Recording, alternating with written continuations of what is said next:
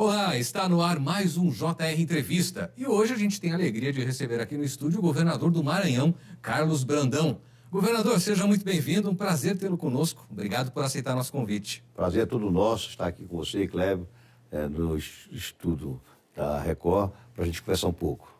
E tem muita coisa para conversar, governador. A gente vai falar muito sobre o seu estado, o estado que o senhor governa, porque além de projetos muito importantes, o senhor tem feito ali um trabalho excepcional, atraindo turismo, turistas de várias partes do Brasil. Mas a gente tem que conversar também com os governadores sobre as questões políticas que assolam hoje o Brasil. E uma delas é a questão do tarifaço. Muitos governadores com os quais a gente tem conversado têm se mostrado preocupados com o tarifaço do presidente Donald Trump. Até porque os estados, muitos produtores, muitos exportadores têm sofrido com isso. Qual a visão do senhor? Quais os impactos que chegaram ao Maranhão e como o senhor tem tentado resolver essa questão por lá? Na realidade, não houve um grande impacto no Maranhão. A nossa operação internacional é mais com a China. A gente exporta muito pelo porto daqui milho e soja. A soja vai praticamente toda para a China. E o milho vai um pouco para a Espanha, mas a maioria também vai para a China. Então, a nossa relação comercial é mais com a China. Na parte de exportação também da Suzano, certo? Que são papel e celulose, aí sim seria atingido, porque ela exporta muito para os Estados Unidos. Mas a celulose e o papel foram retirados do tarifaço. Portanto, na área de exportação, nós não temos muito o que ser prejudicado. Também tem uma grande exportação de minério de ferro, que vem da Serra do Carajás e sai pelo Porto da Vale, certo? O Porto da Madeira. Também vai todo para a China. Portanto, nas nossas exportações, nós não temos grande problema. Então, acho que isso não vai afetar o nosso Estado. Não foi nem necessário fazer algum plano de socorro aos produtores do Maranhão? Não, a gente conversou com os empresários, com a Associação Comercial, com a Federação das Indústrias, e a gente detectou que não tinha grandes impactos nas exportações. Então, a gente fez assim, apenas os ajustes. A minha preocupação maior é com a Suzano, mas nada que pudesse atingir o nosso Estado.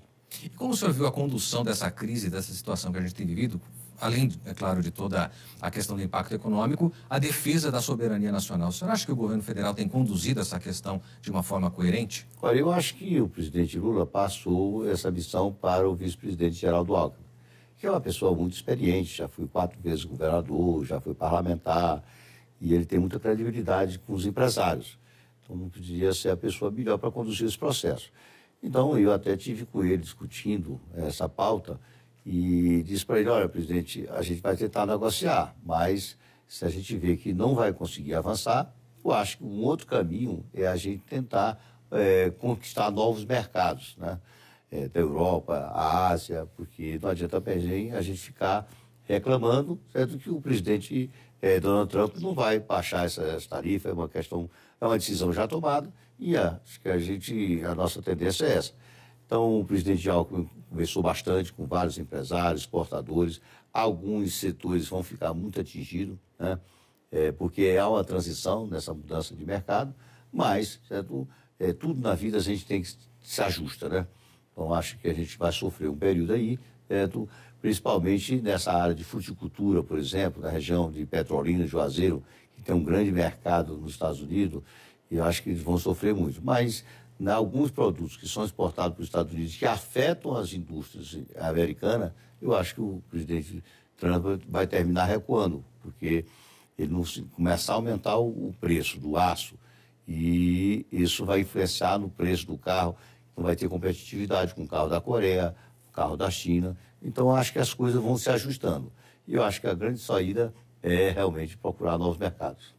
Governador, já de algum tempo que o Brasil tem vivido uma polarização política muito forte. E agora, mais do que polarização, a gente tem vivido também um embate entre os poderes, né? Que tem desgastado as relações entre poder executivo, legislativo e judiciário.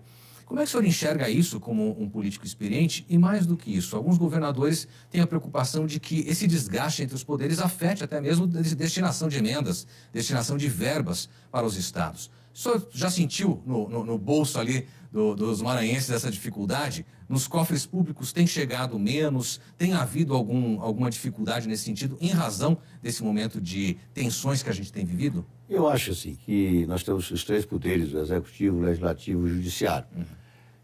O que a gente precisa é que esses poderes sejam harmônicos, mas com independência. O que a gente vê hoje é muita judicialização, certo, de todos os processos. a situação hoje da judicialização junto à Câmara dos Deputados, do Senado, junto ao Executivo, isso termina afetando. Acho que é importante ter, certo, cada um, certo, cuidar da sua área, cada um, certo, poder ter a sua independência, mas não se pode admitir que o judiciário possa querer interferir, certo, no Executivo, querer interferir na Câmara e no Senado. Acho que isso tudo tem que ser separado, certo? A Câmara e o Senado tem que ter sua autonomia, ter um local para apresentar projeto de lei, para ser aprovado, enfim. E o Judiciário tem que cuidar de julgar, certo? Ou a favor ou contra, mas não interferir nos poderes. Então, eu vejo muita preocupação nessa questão da interferência entre os poderes. Acho que essa independência tem que ser lutada para que eles possam ter realmente, certo, cada um no seu lugar. Governador, a gente já continua a conversa. Eu quero lembrar você que nos acompanha que é possível assistir ao JR Entrevista na Record News, no Portal R7, no Record Plus e também no Jornal da Record. Além disso, ainda no JR 24 horas, à 00:30. E, claro, em todas as nossas redes sociais. Governador, vamos falar um pouco do Maranhão, obviamente, né? É o estado que o senhor governa e a gente sabe que existem muitos desafios sociais em todos os estados. O Brasil, de modo geral, apesar de ser um país com uma economia pujante, tem os seus desafios. O senhor tem um trabalho muito interessante em relação ao combate à fome. Queria que o senhor falasse um pouquinho, inicialmente, sobre ele, antes da gente tratar de outras questões que envolvem o Maranhão. Olha, o Maranhão, historicamente, sempre foi conhecido nos estados com o maior número de pessoas na extrema pobreza. Então, esse foi uma coisa que eu me preocupei muito logo ao assumir o governo. E aí a gente recebeu um relatório do IBGE, da Fundação Getúlio Vargas, que o Maranhão tinha 1,5 milhão de pessoas na extrema pobreza. É lógico, a gente tinha que fazer alguma coisa para reduzir isso, para tirar essa peste do Maranhão. E aí a gente fortaleceu os programas sociais. Nós tínhamos 100 restaurantes populares, e aí nesses 2 anos a gente dobrou o número de restaurantes populares. Restaurantes populares que oferecem 3 refeições. Café da manhã, a um valor simbólico de 50 centavos, o almoço no valor de R$1 e o jantar no valor de R$1. Hoje, como a gente dobrou, passamos de 100 para 200, hoje a gente oferece cerca de 190 mil refeições todos os dias. E com isso a gente garantiu, certo, as políticas sociais para chegar às pessoas que mais precisam, que não têm dinheiro para comer. Além disso, a gente fortaleceu o programa do leite, o programa de banco de alimentos, fortalecemos também a compra de alimentos da agricultura familiar. Depois de 2 anos e meio, o IBGE e a Fundação Getúlio Vargas fizeram uma pesquisa e publicaram, certo, anunciando que o nosso governo tinha conseguido retirar 1 milhão de pessoas da extrema pobreza. Mas nos restava 500 mil pessoas. Então, a gente lançou um programa específico para retirar 500 mil pessoas da extrema pobreza, que corresponde a cerca de 95 mil pessoas. E famílias, né? 95 mil famílias. E a gente lançou o programa Maranhão Livre da Fome. O que consta isso? A gente dá um cartão para cada mãe que está cadastrada, a maioria são mulheres, certo? E que tem um ganho abaixo de R$218 per capita. E cada mãe dessa vai receber um cartão no valor de R$200. Lembrando que esse cartão, ele não pode comprar bebida, não pode jogar em jogo de aposta. É apenas para comprar alimentos. E a gente também baixou o valor do imposto da cesta básica em 30% para permitir que essas mães possam comprar ainda mais. E lembrando que cada mãe que tem filho até 6 anos, ela recebe mais R$50. O filho de 1 ano, 2 anos, cada filho recebe mais R$50, que vai dar uma média, certo, de um rendimento de cerca de R$300, R$350. Com isso, é o primeiro ponto, é o primeiro eixo. A gente garante comida na mesa, que é o que a gente está preocupado, é combater a fome, a extrema pobreza. Mas a gente não ficou só nisso, a gente ampliou o programa para cuidar da saúde das pessoas. Então, a gente faz um amplo check-up, que é o segundo eixo, a saúde. Um amplo check-up, onde a gente faz exames de vista. Se a pessoa precisar de óculos, vai ganhar o óculos, vai escolher a armação. Se precisar de cirurgia de catarata, pterígio, vai fazer. Se precisar de prótese dentária, vai ter. Se precisar de medicação para diabetes, hipertensão, você faz um amplo check-up para que as pessoas possam ter, certo, cuidar da sua saúde. Porque às vezes ela tem uma diabetes e não sabe e não cuida da saúde, não toma uma medicação. Aí vai morrendo aos poucos, né? Então, o que acontece? Não adianta também dar só a cesta básica. A pessoa está se alimentando, mas não tem saúde. Terceiro e último eixo, a gente criou um programa de qualificação profissional. Por quê? A gente cuidou da alimentação, cuidou da saúde, mas vamos cuidar também de qualificar essa mulher para entrar no mercado de trabalho. Para isso, fizemos uma grande parceria com o Sistema S, certo? E também com empresas contratadas pelo governo para qualificar essa mão de obra, porque senão ela vai continuar recebendo só a cesta, recebendo só a alimentação. E com isso, nós temos avançado bastante. Vou te dar um exemplo aqui, a região dos Lençóis, que hoje está muito famoso.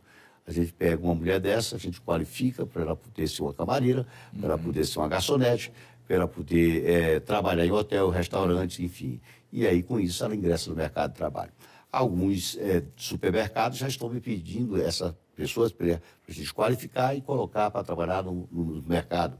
Na parte da construção civil, o nosso governo fez mais de 3.000 obras, grandes eventos, e fez com que o nosso turismo crescesse mais de 40%, tanto o Carnaval quanto o São João.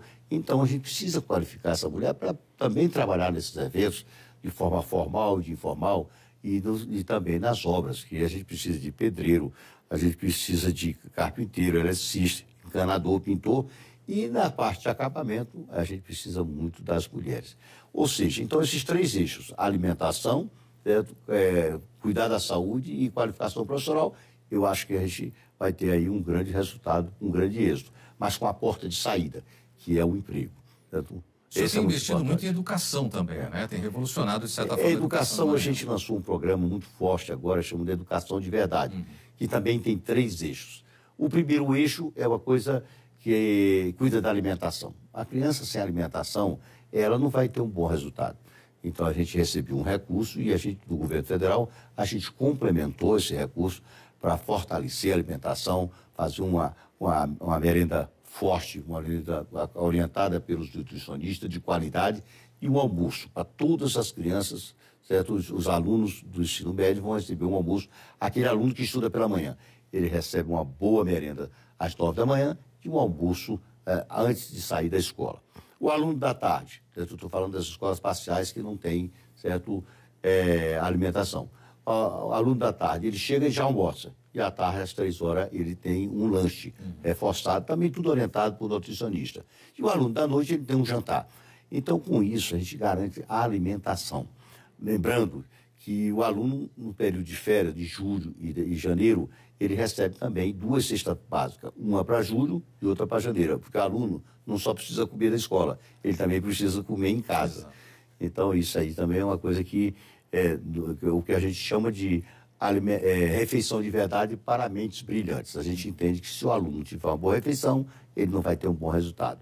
E garante cidadania. A maioria dessas pessoas são de baixa renda, precisam ter comida de qualidade.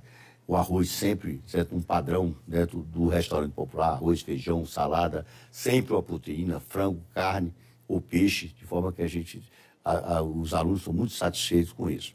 Esse é o eixo, alimentação. O outro eixo é o transporte. A gente identificou também que tinha uma evasão escolar, porque os prefeitos, os recursos que eles estavam recebendo não eram suficientes para transportar os alunos. O que a gente fez? A gente fez um implemento de mais 80 milhões de reais para repassar para os prefeitos, para eles poderem fazer a contratação de transporte escolar e garantir o transporte do aluno, tanto do ensino fundamental quanto do ensino médio. No que diz respeito à alimentação, nós investimos aí cerca de 180 milhões, certo? Tanto para o lanche, quanto para o almoço, quanto para a cesta básica. Agora, por último, o terceiro e último eixo é o terceiro da tecnologia, o token conectado. É que o aluno está conectado, o professor está conectado e a escola está conectada. A gente está vivendo num momento da inteligência artificial, da tecnologia. Então, a gente está acabando com esse período dentro do aluno do papel, da caneta, do lápis. A gente está distribuindo um tablet para cada aluno. São 250 mil alunos no ensino médio. Primeiro, segundo e terceiro ano, todos vão receber um tablet com todas as ferramentas tecnológicas necessárias para melhorar a educação.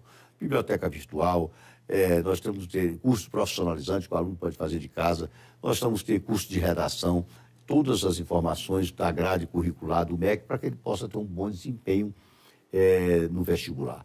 E, além disso, os professores, a gente está dando cada professor um Chromebook, certo? Que é uma espécie de notebook, para que eles possam também melhorar a sua aula, para entrar também nesse mundo da tecnologia. Ou seja, o aluno com tablet, o professor com Chromebook, as escolas reformadas são ampliadas, climatizadas, são 900 escolas. Eu, em 2 anos, já fiz 550 escolas, entre reforma, construção e ampliação, todas com quadra poliesportiva, porque o aluno tem que ter prática esportiva também.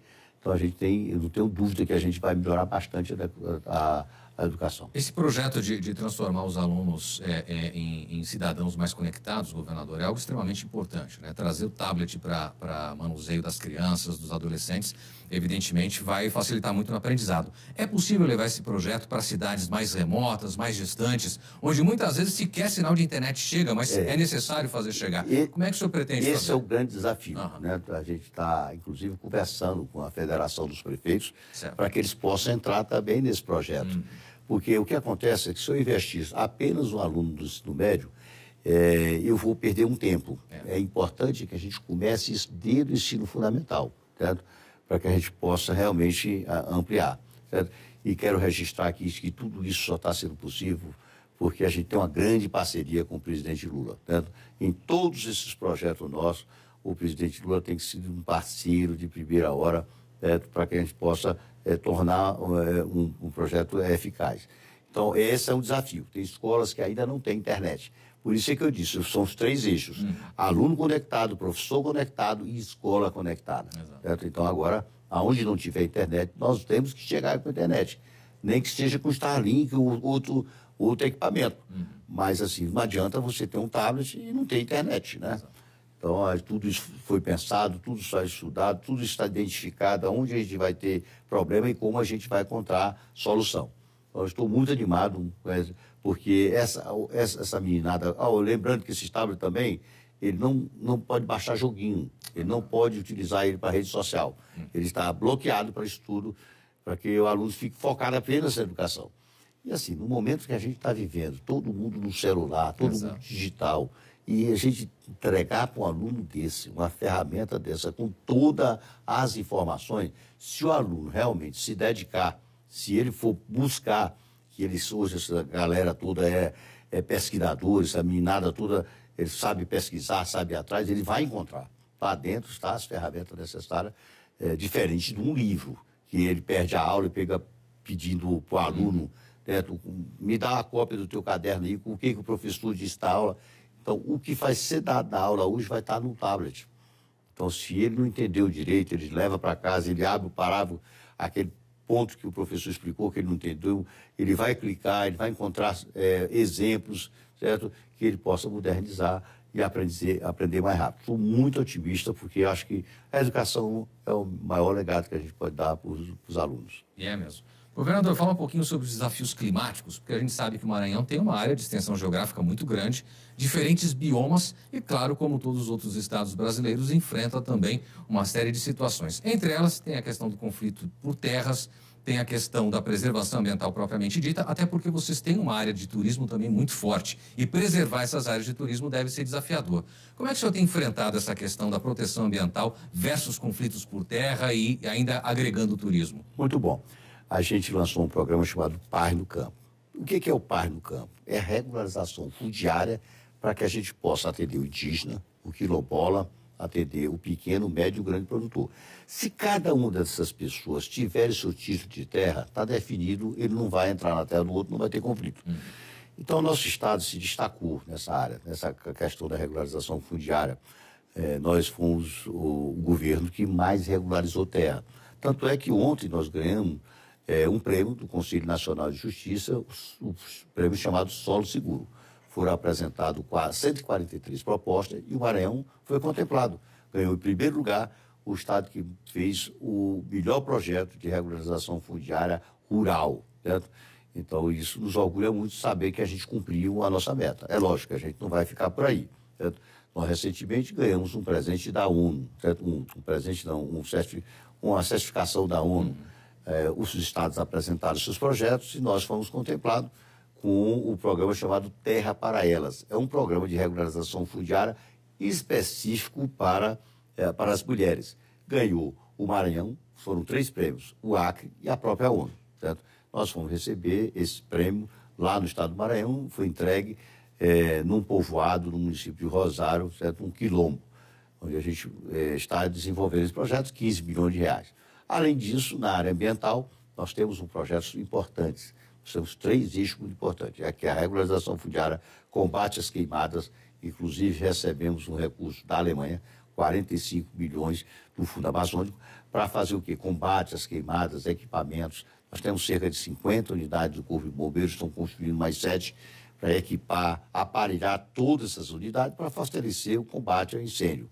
Então foram 45 milhões do projeto do Fundo Amazônico que veio esse recurso da Alemanha. Nós estamos aparelhando e o estado do Maranhão foi o segundo estado que mais reduziu os focos de incêndio no Brasil, graças a esse projeto. Também, no que diz respeito à questão ambiental, a gente criou um projeto muito importante que a gente chama Floresta Viva. Ele é um projeto para recuperação de áreas degradadas. A área que foram devastada, a gente está recompondo com floresta. Com o quê? Com o açaí. Porque o açaí gera renda. Se ele gera renda, o agricultor familiar, o indígena, o quilombola, ele não vai derrubar o açaí, porque aquilo vai sustentá-lo.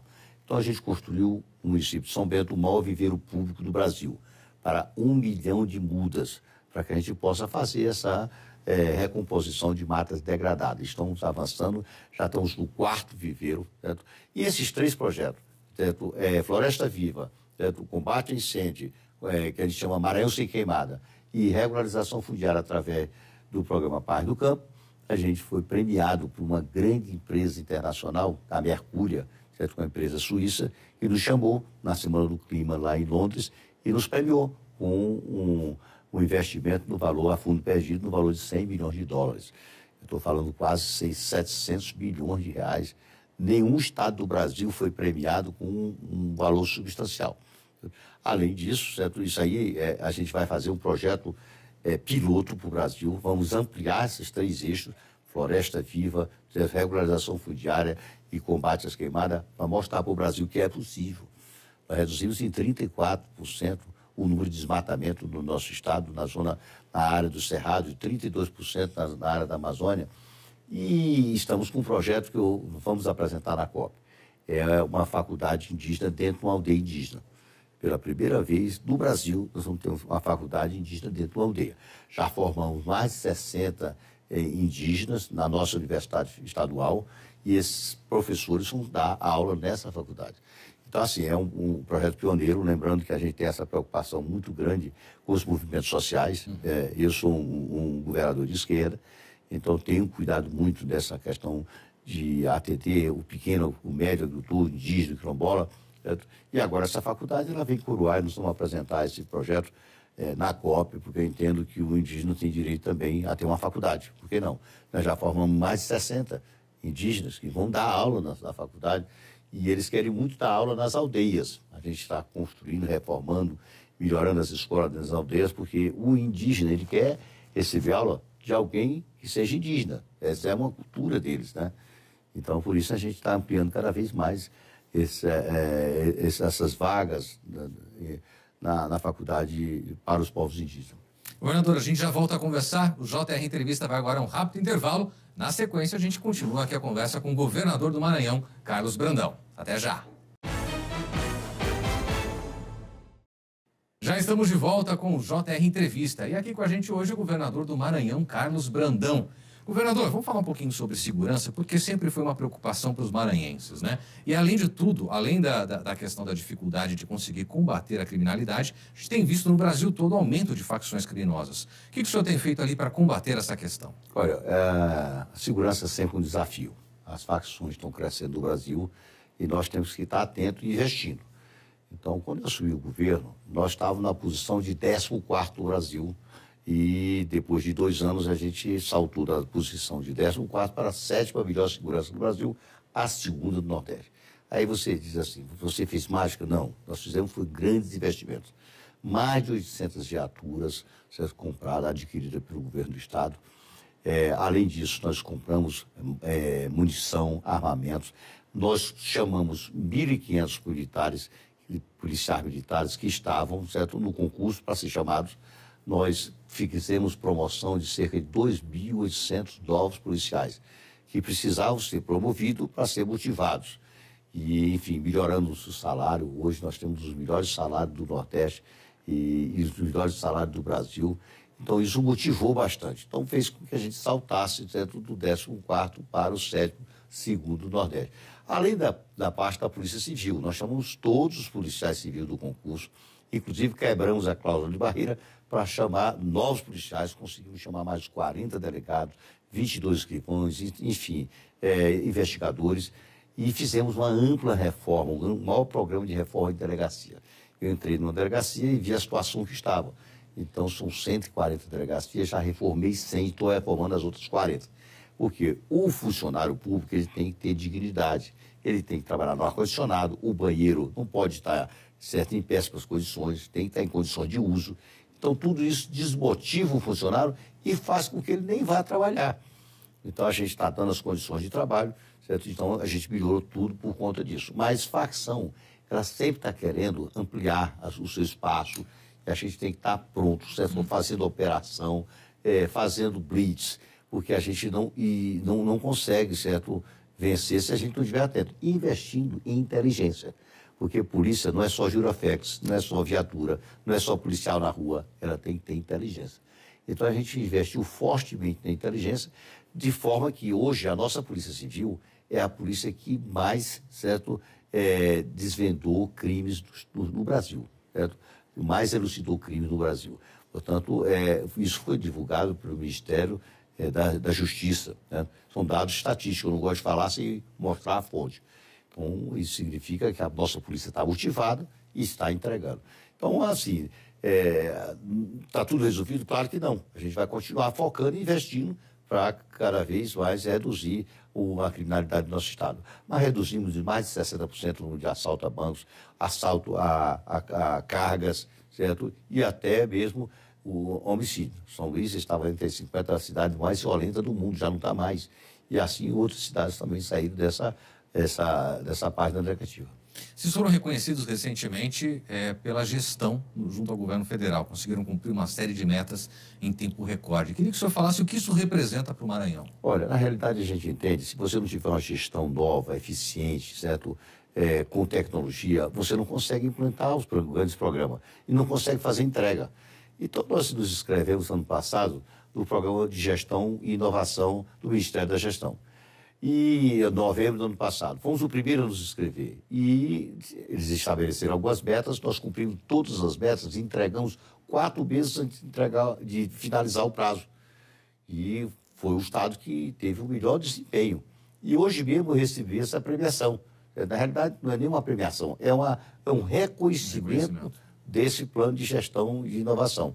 Estou muito feliz porque quando a gente melhora a gestão, moderniza, a gente pode oferecer o melhor serviço na saúde, na educação, a gente pode reduzir as filas, a gente pode entregar na ponta, porque se você tem uma boa gestão na saúde, você vai diminuir as filas, você vai fazendo mais rápido as cirurgias, e a mesma coisa na educação, a mesma coisa nas obras.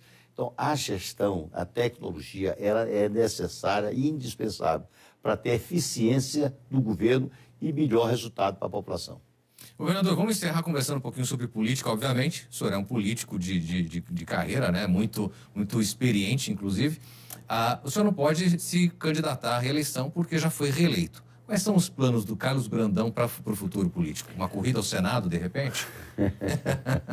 Olha, isso aí depende muito do nosso grupo, né? Eu faço parte de um grupo que a gente discute, a gente dialoga, e eu sempre sou um soldado do grupo, que a maioria decidir, a gente está disposto a colocar o nosso nome. Hoje, o nosso foco em 2025 é fazer uma boa gestão, continuar fazendo entrega, certo? E os projetos que são inúmeros, a gente conseguiu aprovar muita coisa no PAC, conseguimos aprovar projetos junto aos bancos, estamos em plena, certo, entrega, certo? Mais de 3 mil obras de entrega e mais de 700 obras prontas para inaugurar, que eu não dou conta de inaugurar. Então, o nosso foco realmente esse ano é gestão. Sobre política, eu falo ano que vem, certo? Com mais calma.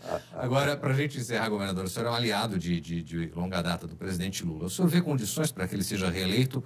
Vai atuar nesse sentido? Como é que o senhor vê esse cenário para a presidência da República? Olha, todo governo ele tem suas turbulências, né? Momentos mais que você está melhor, outros momentos que você está pior. Mas o presidente Lula, ele é uma pessoa que tem um carisma muito grande, tem a marca dos programas sociais. Então, ele, quando assumiu o governo, ele percorreu o mundo, mostrando que havia uma mudança de comando e trazendo, certo, segurança jurídica e política para os grandes países, para que eles possam investir, fazer parceria, fortalecendo as parcerias já existentes. Eu, inclusive, acompanhei algumas dessas viagens internacionais. Eu acho que ele fez correto. Primeiro, abrir a porta do Brasil. Olha, venha, que aqui nós temos segurança jurídica, nós temos segurança política. Segundo, foi o lançamento do PAC, um projeto audacioso, certo? Com muitos projetos na área de saneamento, de habitação, que estavam paralisados há muitos anos. Nosso Estado, nós conseguimos avançar e conseguimos retirar do PAC muitas obras. Temos muitas obras em andamento lá. Então, no momento que essas obras, certo, estiverem acontecendo, saindo do papel, que eu acho que este ano é o ano das entregas, e de 2026 também será o ano das entregas, eu não tenho dúvida que as pessoas vão começar a avaliar o que foi entregue no governo passado e o que está sendo entregue nesse governo. Os programas sociais que ele cada vez mais fortalece, atendendo e olhando para as pessoas mais humildes, aqueles que precisam de mais apoio. Então, a gente não tem dúvida que o presidente Lula vai ganhar essa eleição. Os ajustes serão feitos com partidos, discussões, aqui e acolá, mas isso é da política. Certo? Mas, assim, na nossa região, no Nordeste, por exemplo, ele teve no Maranhão 73% dos votos, é muito querido. E nós estamos trabalhando, certo? Sempre levando o nome dele, para que a gente possa, certo, manter, certo, esse trabalho dele. Então, as pessoas acreditam muito no presidente Lula, tem algumas dificuldades, tem, é natural, certo? Como eu tenho também, mas não resta dúvida que com sua experiência, certo? Com a sua vontade política de fazer um Brasil melhor, eu não tenho dúvida que o povo brasileiro vai estar convencido que ele ainda é a melhor proposta para o Brasil. Governador, foi um prazer recebê-lo aqui. Obrigado mais uma vez por essa conversa de alto nível. Parabéns pelo trabalho e sucesso aí no seu futuro político, viu? Eu que agradeço a oportunidade de a gente estar aqui na TV Record, falando um pouco para o Brasil, uma televisão, uma rede de televisão tão respeitada, certo? Pelo Brasil inteiro. E é sempre bom a gente conversar nesse âmbito tranquilo, formal, mas que a gente possa levar a nossa mensagem, o que a gente pensa para a população brasileira. Obrigado mais uma vez, governador. Obrigado também a você que esteve com a gente ao longo desse programa. Nos vemos no próximo JR Entrevista. Até lá!